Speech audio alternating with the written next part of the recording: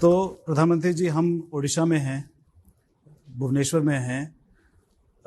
एक तरह से भुवनेश्वर, उड़ीसा जो है वो भी आपके लिए, बीजेपी के लिए बहुत महत्वपूर्ण राज्य है, ना सिर्फ लोकसभा के लिए बट विधानसभा की जो अभी इलेक्शंस होने वाली हैं। लेकिन बीजेपी का यहाँ पे कोई बड़ा चेहरा नहीं है। नवीन बाबू हैं, दिग्गज हैं, बहुत लोकप्रिय नेता हैं, तो उनका जो असर है वो बहुत ज़्यादा है। तो कैसे आप जीत पाएंगे उड़ीसा? चुनाव हम जीतेंगे जनता के विश्वास के आधार पर। हमारे पास कोई चेहरा नहीं है ऐसा आकर कहने के बावजूद भी आज असेंबली में सेकंड लार्जेस्ट हाईएस्ट सीटों के साथ दूसरी सबसे बड़ी पार्टी भाजपा है। लोकसभा में भी हम नंबर 2 पे रहे हैं और नंबर 2 से नंबर 1 पर जाने के लिए पिछले 5 साल मेरी पार्टी ने भरपूर मेहनत की है।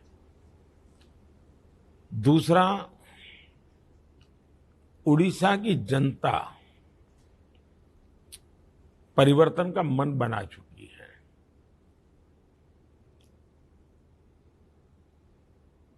हो सकता है कि केंद्र के लिए पॉजिटिव वोट करें, लेकिन राज्य के लिए एक तबका जो है वो वर्तमान सरकार की एंटी इनकम्बेंसी को लेकर के नेगेटिव वोट करेगा। और मैं देख रहा हूं कि मैं जो रैलियों में जा रहा हूं, नेगेटिव वोट की तीव्रता ज्यादा है और इसलिए अब बीजेडी का बचना बड़ा मुश्किल है जी। अच्छा, अभी आपके 23 सीट हैं इस असेंबली में, 147 में से, तो कितना आपको लगता है आप कहां तक हम पहुंचे? 400 पार के लक्ष्य के साथ निकले थे और 4 चरण के चुनाव के बाद मैं विश्वास से कह सकता हूं कि हमारा अनुमान सही था, लेकिन हमारे अनुमान से ज्यादा जनता जनार्दन का संकल्प ज्यादा मजबूत था, जो हमें 4 चरण में नजर आया है और उसमें उड़ीसा का भी बहुत बड़ा कंट्रीब्यूशन होगा। उड़ीसा से बाहर निकलते हैं, आपका जो 400 का लक्ष्य है उसमें दक्षिण भारत और पूर्वी भारत में जो राज्य हैं उनमें जीतना बहुत अहम हो गया है आपके लिए। तो बंगाल, उड़ीसा और आंध्रा, उसको मिलाकर आपकी क्या स्ट्रैटेजी रही है और रहेगी इनको जीतने के लिए? एक तो हमारी स्ट्रेटेजी पूरे देश के लिए समान है। फिर एक बार मोदी सरकार और 4 जून 400 पार, तो उसमें कोई राज्य वाला कोई डिफरेंस नहीं होता है। दूसरा, ये भ्रम फैलाया गया है और थोड़ा मैं ज्यादा समय ले लूंगा आपका, लेकिन मैं कुछ विस्तार से बताना चाहता हूं। सालों से हमारे देश की ये जो एक इकोसिस्टम है, जो भांति भांति के नैरेटिव गढ़ती है और देश को गुमराह भी करती है, देश को तबाह भी करती है, और वो लंबे अरसे तक लगे रहते हैं। जैसे एक मान्यता थी कि ये भाजपा तो शहरी पार्टी है। अगर आप बारीकी से देखेंगे तो आपको ध्यान आएगा भाजपा गांव की भी पार्टी है। फिर नैरेटिव गढ़ा गया कि भाजपा तो उत्तर भारत की पार्टी है। गुजरात उत्तर भारत में नहीं गिना जाता, 25-30 साल से वहां सत्ता में है। महाराष्ट्र में हम कई बार सत्ता में रह चुके हैं। हम गोवा में लगातार 3 बार 4 बार से सत्ता पर हैं। हम कर्नाटक में राज कर चुके हैं। हम आंध्र में कभी पार्टनर रह चुके हैं। हम आज पुडुचेरी में ऑलरेडी सरकार में हैं।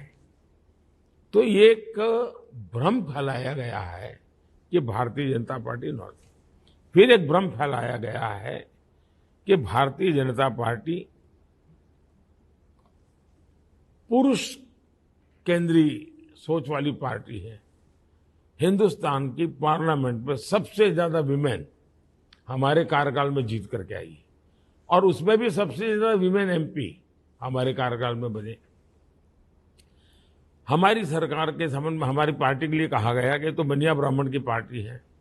आज सबसे ज्यादा दलित एमएलए एमपी बीजेपी के, सबसे ज्यादा आदिवासी एमपी एमएलए बीजेपी के, सबसे ज्यादा ओबीसी एमएलए एमपी बीजेपी के। तो एक जानबूझ करके भ्रम फैलाए रखा हुआ है। वैसा ही एक भ्रम है कि हम साउथ में नहीं है। 2019 के चुनाव देख लीजिए। 2019 के चुनाव में साउथ के राज्यों की सबसे बड़ी पार्टी बीजेपी है, लेकिन भ्रम फैलाया हुआ है, नैरेटिव चलता रहता है। और इस बार भी मैं कहता हूं, साउथ में सबसे बड़ी पार्टी भारतीय जनता पार्टी होगी, एनडीए उसमें और जोड़ेगा। तो आप कहना चाहते हैं कि BJP is a truly national party? Bharatiya Janata party day one से नेशनल पार्टी रही है और प्रेजेंस के कारण नेशनल तो एक बात है, लेकिन हम विचारों से भी नेशनल है। हमारे लिए नेशन फर्स्ट ये हमारे आइडियोलॉजी का आधार है। हम बंगाल के लिए भी कोई निर्णय करेंगे तो नेशन फर्स्ट के हिसाब से करेंगे। हम केरल के लिए भी कोई निर्णय करेंगे नेशन फर्स्ट के मानदंड पर आधार पर करेंगे। एक सवाल है कांग्रेस के बारे में। आपने इतने सारे 100 से ज्यादा रैलियां की हैं और आपने लगातार आरोप लगाया है कांग्रेस के ऊपर कि वो एक मुस्लिम, जो उनकी जो पॉलिसी है, उनका मैनिफेस्टो है, माइनॉरिटी अपीजमेंट, तुष्टीकरण की पॉलिसी है। आपने ये भी कहा कि वो हिंदुओं का धन, मंगलसूत्र लेके मुसलमानों को दे देंगे। तो आप क्या सच में मानते हैं कि वो ऐसा करेंगे या कैंपेन का सवाल मेरे मानने का नहीं है। दूसरा, बिना सिर पैर के कैंपेन करना ये पाप है। मैं ऐसा पाप न कभी किया है न करना चाहता हूं। बिना सिर पैर के पाप करने का काम ठेका उन लोगों ने लेकर के रखा है। जिस दिन उनका मैनिफेस्टो आया था उसी दिन मैंने कहा था कि इस मैनिफेस्टो पर मुस्लिम लीग की छाप है। कांग्रेस पार्टी का काम था कि उसी दिन वो जवाब देते कि देखिए हमारे ये मुद्दे हैं, मोदी जी कह रहे सही नहीं है। एक बार भी जवाब नहीं दिया। फिर मुझे लगा कि अब मुझे धीरे धीरे देश की जनता को एजुकेट करना पड़ेगा। जब ये कहे मैनिफेस्टो में कि अब ठेके जो दिए जाएंगे, गवर्नमेंट कॉन्ट्रैक्ट्स, उसमें भी माइनॉरिटी के लिए आरक्षण होगा। अब ब्रिज बनाना है, ब्रिज बनाने का टेंडर कौन डालेगा भाई? जिसके पास रिसोर्सेज है, जिसके पास एक्सपीरियंस है, जिसके पास कैपेसिटी है, जो धन लगा सकता है, टेक्नोलॉजी लगा सकता है, वो आएगा। अब आप उसमें भी आरक्षण कर देंगे तो मेरे देश के विकास की कहां जाकर के रुकेंगे भाई?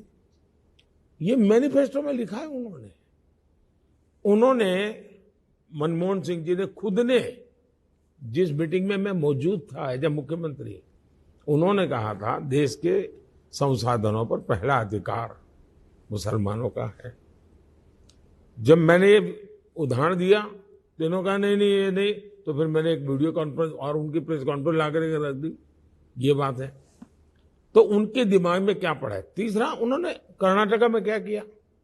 कर्नाटका में उन्होंने रातों रात सभी मुसलमानों को ओबीसी बना दिया और ओबीसी का जो कोटा था उसमें डाका डाल करके उन्होंने कर दिया डाइवर्ट।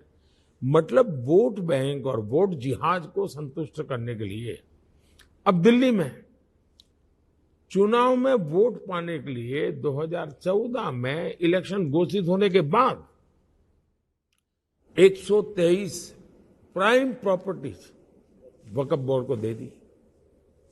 ये सारी चीजें बताती है, मैं उसका हवाला दे रहा हूं। और मैं मानता हूं कि चुनाव में मुझे ये लोग हैं जिन्होंने संविधान की जो सेकुलरिज्म का स्पिरिट है, इसको उन्होंने अपनी चुनावी राजनीति के लिए तबाह करके रखा हुआ है। मुझे संविधान के उस स्पिरिट को एस्टैब्लिश करना है, इसलिए इनको लोगों को एक्सपोज करना जरूरी है। और चुनाव अपने आप में लोगों को एजुकेट करने का अवसर होता है। आप सही बोल रहे हैं, आपने कांग्रेस को अटैक किया, लेकिन इसके साथ साथ माइनॉरिटीज में एक घबराहट फैल गई है आपके बयानों की वजह से। तो उनके लिए कुछ कहना चाहेंगे आप? मैंने माइनॉरिटी के खिलाफ एक शब्द नहीं कहा है। मैं कांग्रेस के वोट बैंक की राजनीति के खिलाफ बोल रहा हूं। कांग्रेस संविधान के खिलाफ काम कर रही है, इस पर मैं बोल रहा हूं।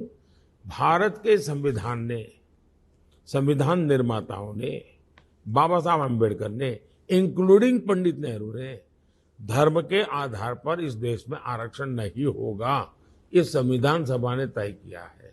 अब आप उससे मुकर रहे हो, ये एक्सपोज करना मेरी जिम्मेवारी है। उस समय संविधान सभा में तो कोई मेरी पार्टी के लोग थे ही नहीं, देश के विद्वज्जनों की सभा थी, उन्होंने निर्णय किया था।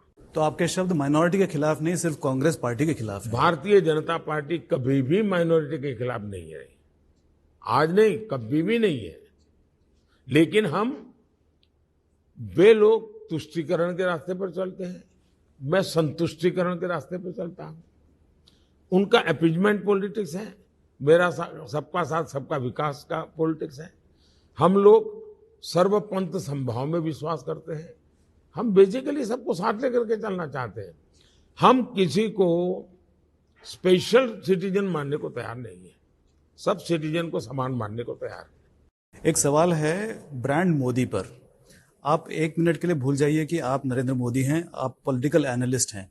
आप जरा एनालाइज करके हमें बताइए कि क्या वजह है ब्रांड मोदी की सफलता की। जहां मैंने इलेक्शन रैली कवर किए हैं, जहां भी जाता हूं सिर्फ मोदी नाम पर ही वोट गिरने वाले हैं, मुझे ऐसा लगता है। एक तो मुझे पता नहीं है कि ब्रांड क्या होती है, कैसे होती है, लेकिन मोदी का जीवन लोग देखते हैं, मोदी के काम को लोग देखते हैं। एक इंसान 13 साल तक एक अच्छे राज्य का मुख्यमंत्री रहा हो, 10 साल प्रधानमंत्री रहा हो, और उसकी 100 साल की मां सरकारी अस्पताल में आखिरी दिन बिताती हो, तो उस देश में ब्रांड की जरूरत नहीं पड़ती है। ये देश समझ सकता है कि जीवन कुछ और है। जब आप नेताओं के बगल में उनके भाई, भतीजे, चाचा, मामा, यही दुनिया देखते हैं। मुझ पर मेरे पूरे कार्यकाल में आरोप क्या लगा? आरोप ये लगा, बड़ा इंटरेस्टिंग है। मैं गुजरात में था और अमर सिंह भाई चौधरी, कांग्रेस के नेता, गुजरात के मुख्यमंत्री हुआ करते थे। बाद में तो चुनाव हार गए, मैं मुख्यमंत्री था। तो उन्होंने एक दिन आरोप लगाया कि मोदी के पास 250 पैर कपड़े हैं। मुझ पर सबसे बड़ा आरोप ये लगा।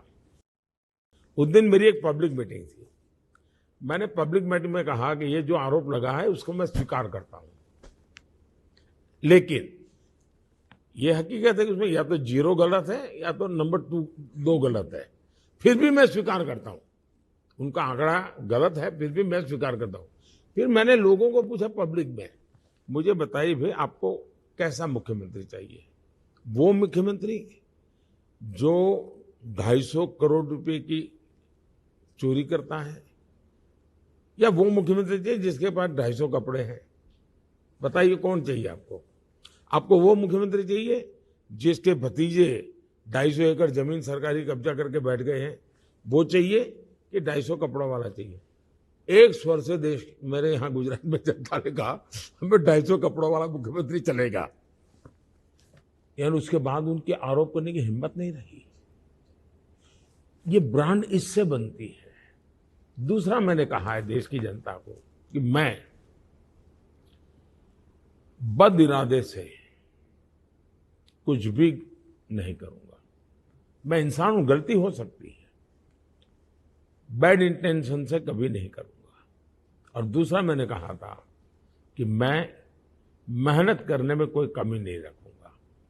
मैंने देश को ये वादे किए हैं जिसको मैं आज भी लेटर एंड स्पिरिट में फॉलो करता हूं। तो जो ब्रांड मोदी चलता जा रहा है, इस बार तो आप फिर से प्रधानमंत्री बनेंगे ही, अगले 2029 में भी लगता है कि आप ही बनेंगे? पहली बात यह है कि मैं बनने के लिए पैदा ही नहीं हुआ हूं, मैं कुछ करने के लिए पैदा हुआ हूं। और मेरा मिशन है 2047 में मेरे देश को विकसित भारत बनाना। कुछ मुझे करना है और उस करने के लिए मुझे जो करना पड़े वो करता रहता हूं। मैं कहता हूं ना, मैं बनने के लिए पैदा ही नहीं हुआ, मैं करने के लिए पैदा हुआ हूं। बनना वगैरह तो जनता जनार्दन की इच्छा होती है। आपने अभी कहा कि 400 का लक्ष्य तो पूरा हो ही जाएगा। अगर इसी लक्ष्य से अगली सरकार बनती है, 400 सीट आपकी हो जाती हैं, तो जो सरकार होगी वो इस फाउंडेशन बनेगी कि आपके 400 से ज्यादा सीट हैं। इसका मतलब जो ऑपोजिशन है वो ना के बराबर रह जाएगी। क्या ये डेमोक्रेसी के लिए सही है? पहली बात ये है, लोकतंत्र में विपक्ष का सफल होना बहुत जरूरी है। लेकिन मैं 2014 से 2024 तक का मेरा अनुभव है कि दुर्भाग्य से हमारे देश का विपक्ष के रूप में भी विफल गया है। वो कुछ कंट्रीब्यूट नहीं कर पा रहे। हाउस में डिबेट होनी चाहिए, वो नहीं हो रही है। हुड़दंग करने के सिवा कुछ कर नहीं रहे। हम पार्लियामेंट में 2 लोग थे, लेकिन एक सक्षम विपक्ष की भूमिका अदा की थी और हमारा स्टॉलवर्ड लीडर एक भी नहीं था। फिर भी इतिहास में हमारी प्रेजेंस दर्ज है। क्यों? क्योंकि हम कंस्ट्रक्टिव काम करने वाले लोग हैं। डिस्ट्रक्टिव सोच हम रखते नहीं है। लोकतंत्र में चुनाव हो जाए, उसके बाद हमें देश के हित में अपनी भूमिका अदा करें। दुर्भाग्य से कांग्रेस पार्टी एक ऐसी परिस्थितियों में आज जकड़ी हुई है कि वो किसी और की सरकार को स्वीकार करने को तैयार नहीं है। वे मानने को तैयार नहीं कि देश की जनता ने कोई और सरकार चुनी है। वो मानने को तैयार नहीं है कि देश में कोई और प्रधानमंत्री बन चुका है। 10 साल हो गए हैं। जब तक ये साइकोलॉजिकल प्रॉब्लम उनका है, तब तक वो सकारात्मक रूप से सोच ही नहीं पाएंगे। सवाल है, नंबर का मुद्दा नहीं है, क्वालिटी का मुद्दा है। आप कुछ क्वालिटेटिव कुछ रोल तो कर सकते हो, नहीं कर सकते हो। अगर आप ये वीडियो YouTube पर देख रहे हैं तो हमारे चैनल को सब्सक्राइब करें और बेल आइकन को दबाना ना भूलें। अगर आप Facebook पर ये वीडियो देख रहे हैं तो हमारे पेज को लाइक करें।